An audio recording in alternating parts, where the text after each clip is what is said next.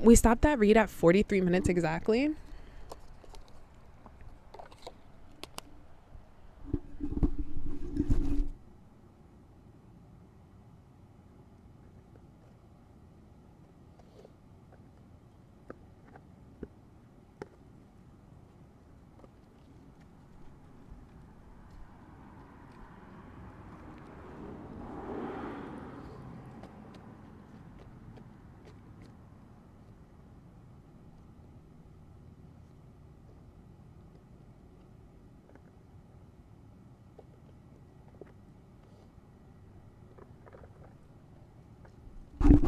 Okay, so this message was coming through when I was doing the collective reading. It's just I didn't really find that it was matching up with like the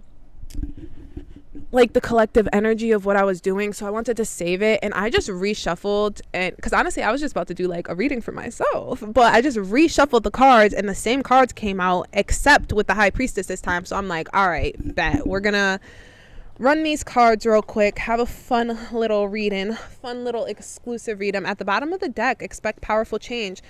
Yeah, so what I'm hearing is that eclipse season really set you off. We're just going to jump into it. I really don't care, honestly, about doing an introduction. What I'm sensing right now is that eclipse season set you off.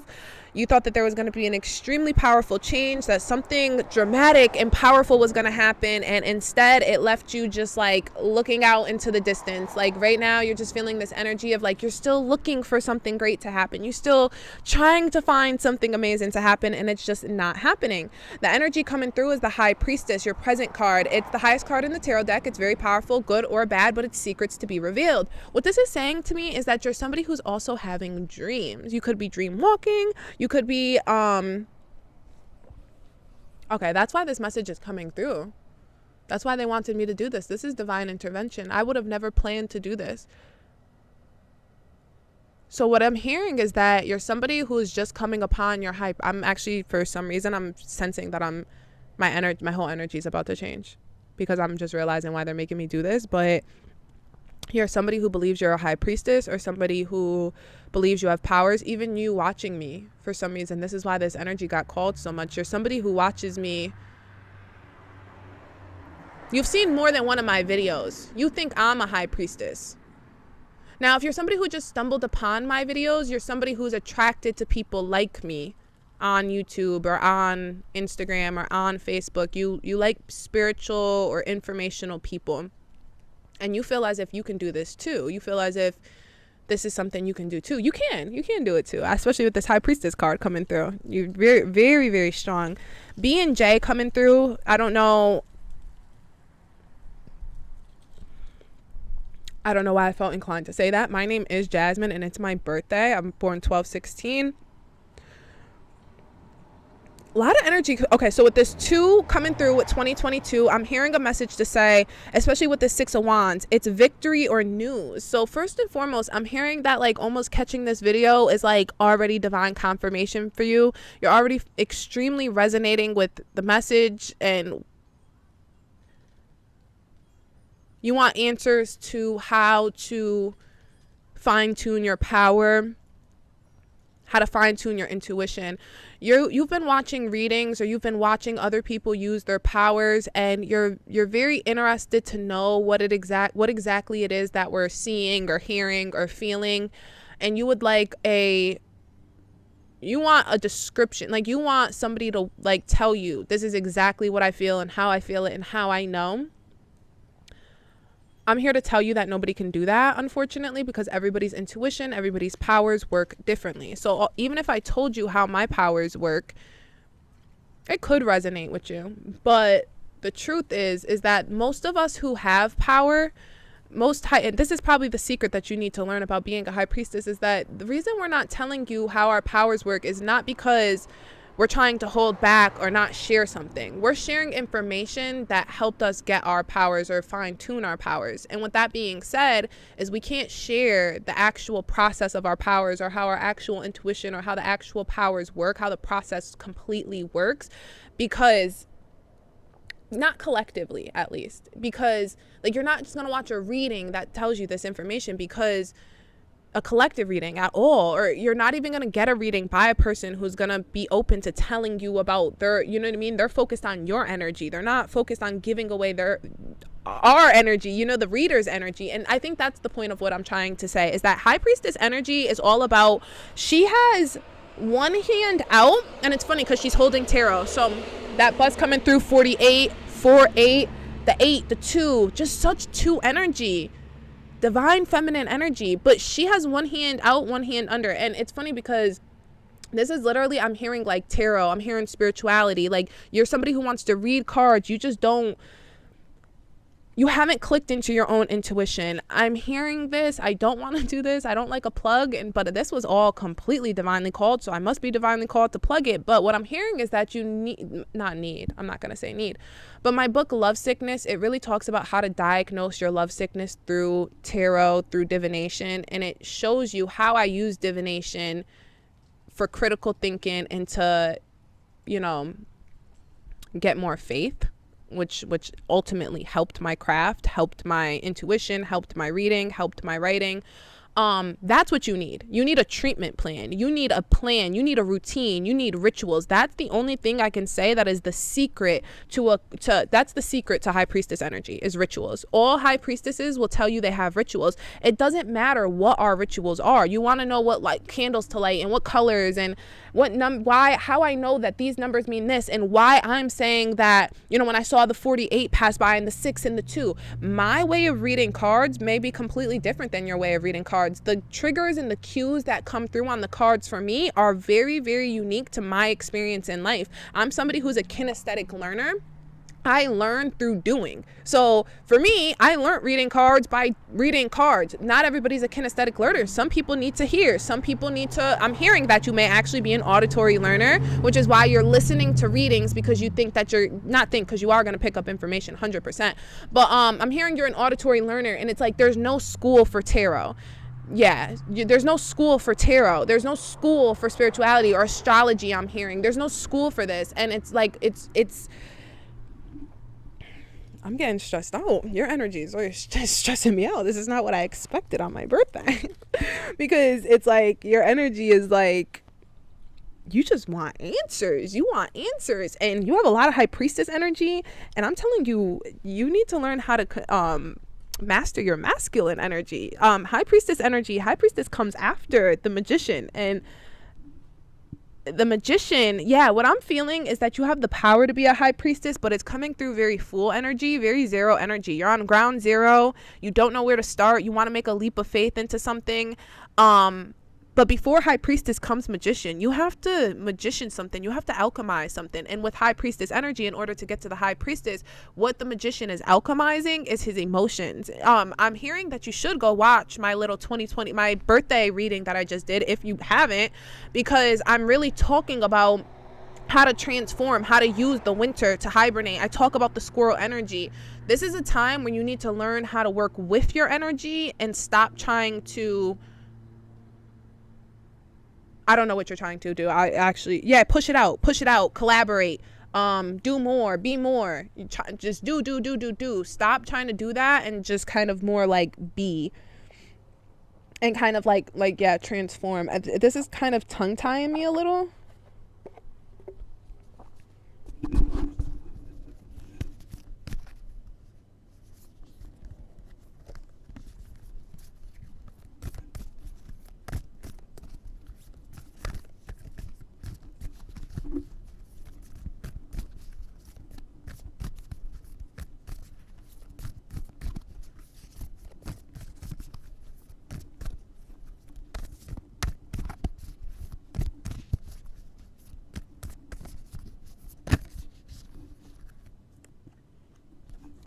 As I was shuffling, I was hearing that there's like a past failed relationship, like this energy, and this Leo energy is coming through of confidence is your key to success, new moon in Leo.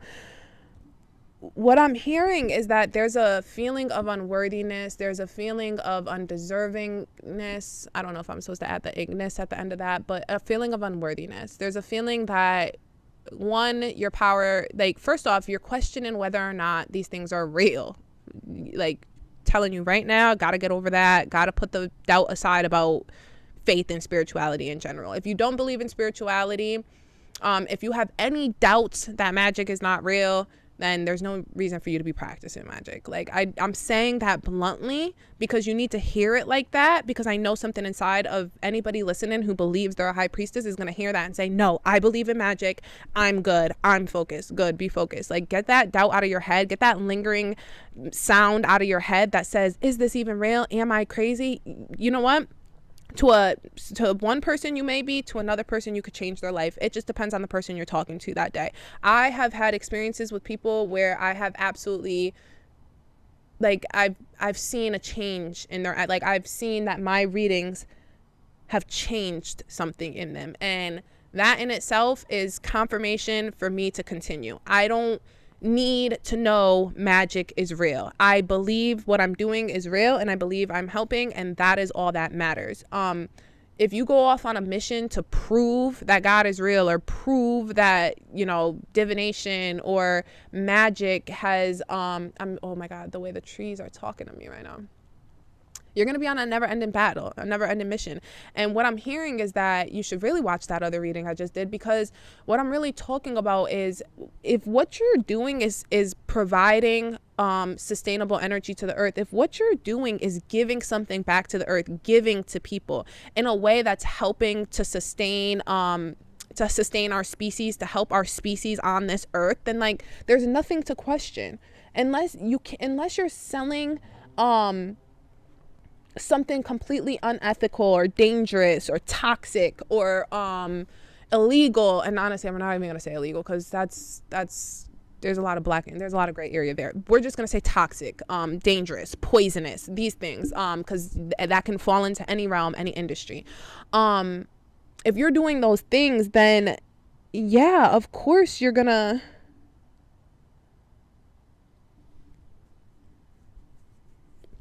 I lost it for a second, guys, because I'm just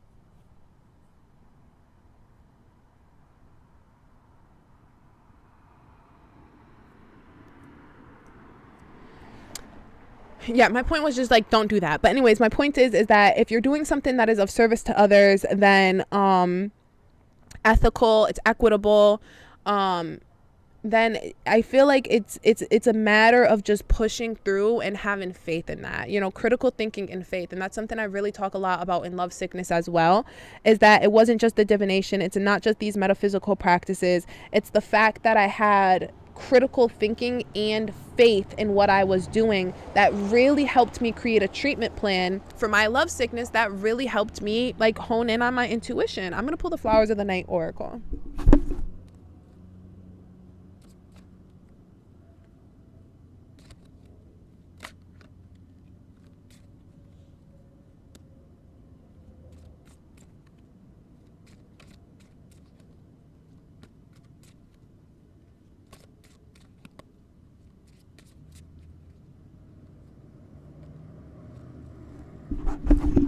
All right, so I'm just going to close it off with these messages, but the messages coming through are motivation and passion. With this motivation card, what this is really saying is that you have to get motivated about the things that you love, the things that you're passionate about. And what I'm hearing is that you're somebody who just doesn't know what you're passionate about. You don't know what your hobbies are. You don't know. And even if you do, you don't spend time on them. So I'm hearing, it's 4:00 on the card. I'm hearing that you're somebody who needs a routine. You're somebody who needs a schedule. 4 a.m. is one of the best witching hours to be up at that time. It's silent. You're able to think. Like, oh, these readings would have been much more quiet if I would have done them at 4 a.m. Like, I wanted to do, like, a reading in the middle of the night, like, coming into my birthday, but I didn't. But either way, the point is that I'm hearing that, like, 4 a.m., middle of the night, the witching hour, even if you're somebody who has kids or you work and you can't necessarily get up at, like, 4 a.m., I'm hearing, like, take that extra hour at, like, 9 o'clock after everybody's asleep. Don't just hop into bed and watch Netflix or scroll through TikTok and watch spiritual readings about how to get better. That's the time where you should be reading, manifesting, doing whatever it is that you would consider I'm hearing the word witch. I don't really exactly technically label myself as a witch. I'm more oracle, seer. Like, I like those types of words. But in regard, especially because I technically come from a long line of seers, so I was like, why am I saying this? Because I usually never say that in my readings. The reason I'm saying that to you is because, you know, history of self is also important. You don't know where. Check out your astro. You should check out my astrocartography video, because in my astrocartography video I explain how to see which parts of the world are the linked to your karmic past, your past lives, how to find true love, where the best place to start a business is, and all of those things of that nature. And with that being said, is that could help you look into that, because me being from a long line of seers is information, yes, my father told me, but information I was able to confirm through my astrocartography map, you know, and really realizing that a lot of the places that he said that my family came from and that we got our knowledge from, that those are actually strong places for me to go back to, energetically speaking, that I would reap a lot of benefits from going back to those places. So this type of self-knowledge, this type of self-mastery is really what the High Priestess is about. It's really what the first 3 cards of the major arcana are about, 0, 1, and 2. 0, 1, and 2, which is funny because 1 and 2, those equal 3, which was the big conversation in my 16 in the video for my birthday, because they equal 3, which is what's coming next for you, if you know what I'm saying. So this is really right now for you about shadow work. It's really about you honing into your energy, creating a routine that is balancing mind, body, and soul. And when I say mind, body, and soul, I want to even point out that it has to focus on mind, body, and soul, but it also has to focus on the dark and the light aspects of the soul. You can't just focus on the manifesting and the abundance. You have to focus on the shadow work and the dark self and the shadow self as well. And that takes a lot of work. I have a lot of content that can assist you with that. Don't mean to plug, but I honestly really do. I don't know if this was divine intervention, but yeah. I hope this reaches you in good health and high spirits. I'm definitely signing off from this one.